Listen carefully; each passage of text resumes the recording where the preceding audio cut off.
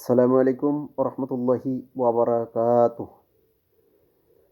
রাসূলুল্লাহ সাল্লাল্লাহু আলাইহি ওয়াসাল্লাম বলেছেন, যে ব্যক্তি জাহিলি যুগের রসম রেওয়াজের দিকে আহ্বান করে লোকদেরকে, সে জাহান্নামীদের অন্তর্ভুক্ত, যদিও সে সিয়াম পালন করে, সালাত আদায় করে এবং নিজেকে মুসলিম দাবি করে।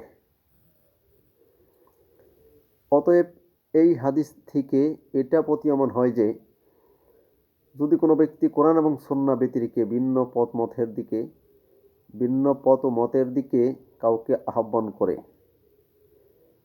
তাহলে সে জাহান্নামের অন্তর্ভুক্ত হবে, যদিও সে সালাত আদায় করে, সিয়াম পালন করে এবং নিজেকে মুসলিম বলে দাবি করে। তবে আমাদের উচিত কোরআন সুন্নাহর দিকে মানুষকে আহ্বান করা, যাতে করে দুনিয়া এবং পরকালে সফলতা অর্জন করা যায়।